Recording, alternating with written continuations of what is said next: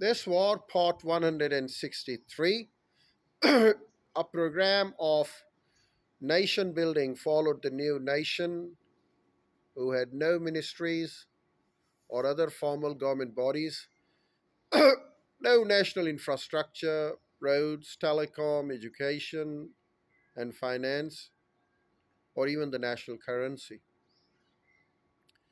The first annual federal budget, promulgated in February 1972, envisaged spending 6 million BD on social housing, $1 billion, electricity and communication infrastructure, including roads. There were coups in Sharjah.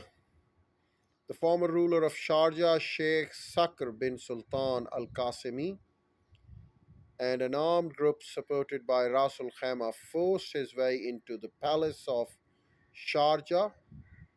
Ruler Sheikh Khalid bin Muhammad Al Qasimi on 24 January 1972 occupied it and demanded to be recognized as the ruler of Sharjah.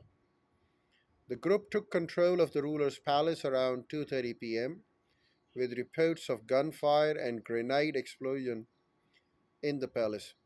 Besieged by the Union Defense Force, which arrived an hour later, Sakr surrendered early on 25 January to UAE Minister of Defense Sheikh Mohammed bin Rashid Al Maktoum. Khalid was killed in the fighting. Sakr was handed over to Sheikh Zayed by Muhammad, and according to Glen Kane, Balfour Paul dropped an underground hole to Barami, dropped in an underground hole in Barami. According to the other sources, he was tried and imprisoned until 1979 before returning to exile in Cairo. On 25 January 1972, the ruling family in Sharjah met to choose a new ruler for the emirate. Sheikh Sultan bin Muhammad Al Qasimi, brother of the late ruler, was unanimously chosen to succeed him.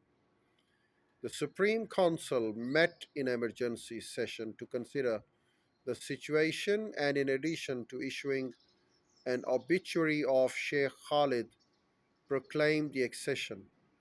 The movement to form a union took place at a time unprecedented instability in the region, with border dispute resulting in 22 deaths in Kalba and the January 1972 Sharjah coup. The Emir of Qatar was deposed by his cousin in February 1972. On 17 June 1987, while Sultan bin Muhammad Al Qasimi was on a holiday in the UK, his elder brother Abdulaziz led a coup. On 17 January 1987, Sultan bin Muhammad Al Qasimi was on a holiday in the UK, and his elder brother Abdulaziz led a coup. Abdulaziz, faced with a unanimous support for Sultan bin Muhammad by the UAE's ruler, agreed to a reconciliation and assumed the position of a crown prince while Sultan was restored as the ruler. There was Tankar War. The newly integrated UAE armed forces first saw action in 1982 with the establishment of UN brokered multinational force in Lebanon.